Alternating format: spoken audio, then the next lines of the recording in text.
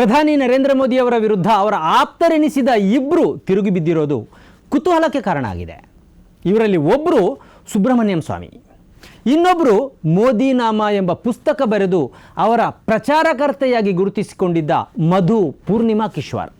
ಈ ಇಬ್ಬರು ಪ್ರಧಾನಿ ನರೇಂದ್ರ ಮೋದಿಯ ಮೇಲೆ ಗುರುತರ ಆರೋಪಗಳನ್ನು ಮಾಡಿದ್ದಾರೆ. 2014ಕ್ಕಿಂತ ಮೊದಲು ಗುಜರಾತಿನ ಮುಖ್ಯಮಂತ್ರಿಯಾಗಿದ್ದ ಸಮಯದಲ್ಲಿ ಮೋದಿಯವರ ಬಗ್ಗೆ ಮಧು ಕಿಶ್ವಾರ್ ಅವರು ಮೋದಿ ನಾಮ ಎಂಬ ಪುಸ್ತಕವನ್ನೇ ಬರೆದಿದ್ದರು. ಮುಸ್ಲಿಮರಿಗೆ ಮೋದಿ ಉತ್ತಮ ರಕ್ಷಣೆ ನೀಡಿದ್ದಾರೆ ಎಂದು ಅವರು ಆ ಪುಸ್ತಕದಲ್ಲಿ ಬರೆದಿದ್ದರು. ಇವರು ಮಾನುಷಿ ಎಂಬ ಪತ್ರಿಕೆಯ ಫೌಂಡರ್ ಎಡಿಟರ್ ಆಗಿದ್ದರು. ಮಾತ್ರ ಅಲ್ಲ, ಎಡಪಂಥೀಯ ಚಿಂತನೆಗಳಿಗೆ ಹೆಸರಾದ centre for the study of developing societies ಅಥವಾ CDSನ ಪ್ರೊಫೆಸರ್ ಆಗಿದ್ದರು. ಆದರೆ 2014ರಲ್ಲಿ ನರೇಂದ್ರ ಮೋದಿ ಅವರು ಪ್ರಧಾನಿಯಾಗಿ ಆಯ್ಕೆಯಾದ ಬಳಿಕ ಅಥವಾ ಸಚಿವ ಸಂಪುಟ ರಚಿಸಿದ ಬಳಿಕ ಈ ಮಧು ಕಿಶ್ವಾರ್ ಅವರು ಪ್ರಧಾನಿ ನರೇಂದ್ರ ಮೋದಿಯ ವಿರೋಧಿಯಾಗಿ ಮಾರ್ಪಟ್ಟರು. 2014ರ ಡಿಸೆಂಬರ್ನಲ್ಲಿ ಬೃಂದಾ ಗೋಪಿನಾಥ್ ಅವರಿಗೆ ನೀಡಿದ ಸಂದರ್ಶನದಲ್ಲಿ ತಮ್ಮ ಅಸಮಾಧಾನವನ್ನು ಅವರು ಬಹಿರಂಗವಾಗಿ ವ್ಯಕ್ತಪಡಿಸಿದರು. ಇದೀಗ ತನ್ನ ಎಕ್ಸ್ ಖಾತೆಯಲ್ಲಿ ನರೇಂದ್ರ ಮೋದಿ ಅವರ ವಿರುದ್ಧ ಸರಣಿ ಆರೋಪಗಳನ್ನು ಮಾಡಿದ್ದಾರೆ. ಈ ಆರೋಪಗಳಲ್ಲಿ ಇಲ್ಲಿ ಹೇಳಬಾರದ ಅಸಹ್ಯ ಆರೋಪಗಳು ಇವೆ. ಮಾನನಷ್ಟ ಮೊಕದ್ದಮೆ ದಾಖಲಿಸಲು ಅರ್ಹವಾದ ಆರೋಪಗಳು ಇವೆ. ಇವರು ಪ್ರಧಾನಿಯ ಮೇಲೆ ಮಾತ್ರ ಆರೋಪ ಹೊರಿಸಿರೋದಲ್ಲ, ಸ್ಮೃತಿ ಇರಾನಿಯ ಮೇಲೆಯೂ ಆರೋಪ ಹೊರಿಸಿದ್ದಾರೆ. ಕೇವಲ 12ನೇ ತರಗತಿ ಪಾಸಾದ ಸ್ಮೃತಿ ಇರಾನಿಗೆ ನರೇಂದ್ರ ಮೋದಿ ಅವರು ಶಿಕ್ಷಣ ಖಾತೆ ನೀಡಿರೋದಕ್ಕೆ ಕಿಡಿಕಾರಿದ್ದಾರೆ. ಮುಂದೆ ಶಿಕ್ಷಣ ಸಚಿವರಾಗಿ ರಾಬ್ರಿ ದೇವಿಯನ್ನು ನೇಮಕ ಮಾಡಿದ್ರೂ ಆಶ್ಚರ್ಯ ಇಲ್ಲ ಎಂದು ನರೇಂದ್ರ ಮೋದಿ ಅವರನ್ನು 2014ರಲ್ಲಿ ಅವರು ಟೀಕಿಸಿದರು. एक्चुअली जितनी भी फीमेल रिप्रेजेंटेटिव या स्पोक्स पर्सन हैं वो सभी काबिल सिद्ध हुई हैं, उनमें स्मृति ईरानी भी रही है. तो मैं कोई इनके आलोचक कभी नहीं थी, परंतु जो ये चयन हुआ है शिक्षा मंत्रालय में फुल कैबिनेट रैंक, ये सिर्फ मुझे ही नहीं, मुझे लगता है सबको दंग करने वाला है.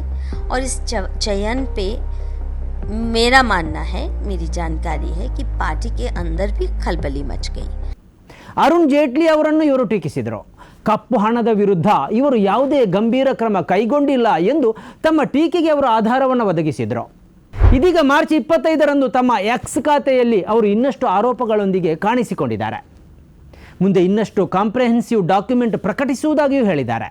ಇದೇ ಸಂದರ್ಭದಲ್ಲಿ BJP ಮುಖಂಡ ಸುಬ್ರಹ್ಮಣ್ಯಂ ಸ್ವಾಮಿ ಅವರು ಕೂಡ ಪ್ರಧಾನಿ ನರೇಂದ್ರ ಮೋದಿ ಅವರ ವಿರುದ್ಧ ಅತ್ಯಂತ ಗಂಭೀರ ಆರೋಪಗಳನ್ನು ಮಾಡಿದ್ದಾರೆ ಎಂಬುದು ಗಮನಾರ್ಹ. ವೀಕ್ಷಕರೇ, ಇದು ಎಡಿಟರ್ಸ್ ಪಿಕ್.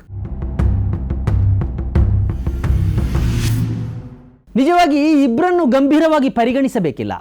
ಈ ಇಬ್ಬರ ಆರೋಪದ ಹಿಂದೆಯೂ ಸ್ವಾರ್ಥ ಇರೋದು ಗುಟ್ಟಾಗಿಯೂ ಉಳಿದಿಲ್ಲ.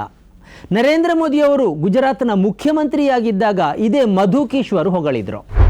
ಮೋದಿ ನಾಮ ಎಂಬ ಪುಸ್ತಕವನ್ನೇ ಬರೆದರು. ಎಡಪಂಥೀಯ ಚಿಂತನೆಗಳನ್ನು ಪ್ರತಿಪಾದಿಸುವ CDS ಸಂಸ್ಥೆಯಲ್ಲಿ ಪ್ರೊಫೆಸರ್ ಆಗಿದ್ದು ಅವರು ಮೋದಿ ಪರ ನಿಲುವನ್ನು ತಳೆದಿದ್ರು. ಈ ಅಭಿಯಾನ 2014ರ ಲೋಕಸಭಾ ಚುನಾವಣೆಯಲ್ಲಿ NDA ಒಕ್ಕೂಟ ಗೆದ್ದು ನರೇಂದ್ರ ಮೋದಿ ಅವರು ಪ್ರಧಾನಿಯಾಗಿ ಆಯ್ಕೆಯಾಗುವವರೆಗೂ ಮುಂದುವರೆದಿತ್ತು. ಆದರೆ ಯಾವಾಗ ನರೇಂದ್ರ ಮೋದಿಯವರು ಸಚಿವ ಸಂಪುಟವನ್ನು ರಚಿಸಿದ್ರೋ ಆ ಬಳಿಕದಿಂದ ಮಧು ಕಿಶ್ವಾರ್ ಬದಲಾದರು. ಮುಖ್ಯವಾಗಿ ಸ್ಮೃತಿ ಇರಾನಿಗೆ ಶಿಕ್ಷಣ ಖಾತೆಯನ್ನು ನೀಡಿರುವುದು ಅವರಲ್ಲಿ ಇನ್ನಿಲ್ಲದ ಸಿಟ್ಟಿಗೆ ಕಾರಣವಾಯಿತು. ಮಧು ಕಿಶ್ವಾರ್ ಅವರು ಶಿಕ್ಷಣ ಖಾತೆಯ ಮೇಲೆ ಕಣ್ಣಿಟ್ಟಿದ್ರು. ನರೇಂದ್ರ ಮೋದಿ ಅವರು ತನ್ನನ್ನು ಆ ಖಾತೆಗೆ ಆಯ್ಕೆ ಮಾಡ್ತಾರೆ ಎಂದು ನಂಬಿದರು. ಯಾವಾಗ ಆ ಖಾತೆ ಅವರಿಗೆ ಸಿಗಲಿಲ್ವೋ ಆ ಬಳಿಕದಿಂದ ಅವರು ಮೋದಿ ವಿರೋಧಿಯಾದರು.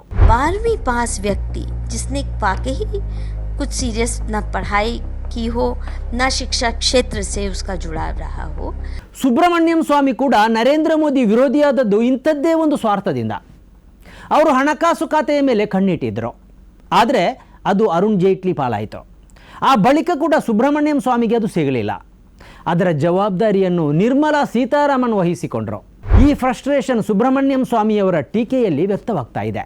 ಆಶ್ಚರ್ಯ ಏನಂದರೆ ಈ ಇಬ್ಬರ ಮೇಲೆ BJP ಈವರೆಗೆ ಯಾವುದೇ ಕ್ರಮವನ್ನು ಕೈಗೊಂಡಿಲ್ಲ.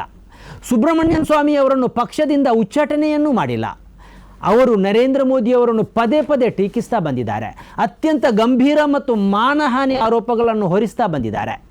ಆದರೆ ಅವರ ಮೇಲೆ ಮಾನನಷ್ಟ ಮೊಕದ್ದಮೆಯನ್ನು ಹೂಡೋದಾಗಲಿ ಪಕ್ಷದಿಂದ ಉಚ್ಚಾಟನೆ ಮಾಡೋದಾಗಲಿ ನಡೆದೇ ಇಲ್ಲ.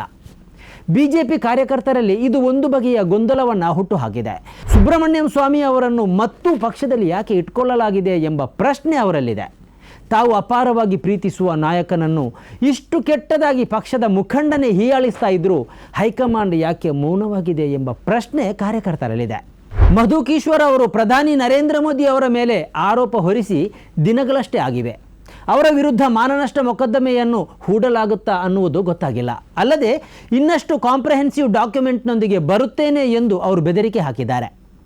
ನರೇಂದ್ರ ಮೋದಿ ಅವರ ಬಹುಕಾಲದ ಅಭಿಮಾನಿ ಎಂಬ ನೆಲೆಯಲ್ಲಿ ಅವರ ಆರೋಪ ಸೋಷಿಯಲ್ ಮೀಡಿಯಾದಲ್ಲಿ ಭಾರಿ ಸದ್ದು ಮಾಡ್ತಾ ಇದೆ. ಯಾವುದೇ ದಾಖಲೆಯನ್ನು ಒದಗಿಸದೆ ಆರೋಪ ಹೊರಿಸಿದ ಅವರ ನಡೆ ಟೀಕೆಗೆ ಒಳಗಾಗಿದೆ. ಇದನ್ನು ಹಿಪಾಕ್ರಸಿ ಎಂದು ಮೋದಿ ಅಭಿಮಾನಿಗಳು ಹೇಳ್ತಾನೂ ಇದ್ದಾರೆ. ಅಂತೂ ಶಿಕ್ಷಣ ಖಾತೆಯ ಮೇಲೆ ಕಣ್ಣಿಟ್ಟಿದ್ದ ಮಧು ಕಿಶ್ವರ್ ಮತ್ತು ವಿತ್ತ ಖಾತೆಯ ಮೇಲೆ ಕಣ್ಣಿಟ್ಟಿದ್ದ ಸುಬ್ರಹ್ಮಣ್ಯಂ ಸ್ವಾಮಿ ಇಬ್ಬರೂ ಪ್ರಧಾನಿ ನರೇಂದ್ರ ಮೋದಿಯ ವಿರುದ್ಧ ಗಂಭೀರ ಆರೋಪವನ್ನು ಹೊರಿಸಿದ್ದಾರೆ. ತಮ್ಮ ಸ್ವಾರ್ಥ ಈಡೇರಲಿಲ್ಲ ಎಂಬ ಕಾರಣಕ್ಕಾಗಿ ಈ ಆರೋಪವನ್ನು ಹೊರಿಸಿದ್ದಾರೆ ಎಂಬ ಸಮರ್ಥನೆ ಇದ್ದರೂ ಸೋಷಿಯಲ್ ಮೀಡಿಯಾದಲ್ಲಿ ಇಬ್ಬರ ಆರೋಪಗಳು ಸದ್ದು ಮಾಡ್ತಾ ಇವೆ. ಪ್ರಧಾನಿ ನರೇಂದ್ರ ಮೋದಿ ಅವರ ಬಗ್ಗೆ ಇಷ್ಟು ತಡವಾಗಿ ಯಾಕೆ ಮಧು ಕಿಶ್ವರ್ ಆರೋಪ ಹೊರಿಸಿದ್ದಾರೆ ಎಂಬ ಪ್ರಶ್ನೆ ಬಲವಾಗಿಯೇ ಕೇಳಿ ಬರ್ತಾ ಇದೆ. ಸ್ನೇಹಿತರೆ, ನಿಮ್ಮ ಅದ್ಭುತ ಬೆಂಬಲದಿಂದ ಸನ್ಮಾರ್ಗ ನ್ಯೂಸ್ ಚಾನೆಲ್ ಈಗ 2 ಲಕ್ಷ ಸಬ್ಸ್ಕ್ರೈಬರ್ಗಳನ್ನು ದಾಟಿದೆ. ಇದು ನಮ್ಮ ಯಶಸ್ಸಲ್ಲ, ಇದು ನಿಮ್ಮ ಯಶಸ್ಸು. ನಮ್ಮ ಮುಂದಿನ ಗುರಿ 4 ಲಕ್ಷ. ಇದು ಕಷ್ಟವಲ್ಲ. ನೀವು ಮಾಡಬೇಕಾದದ್ದು ಸಿಂಪಲ್.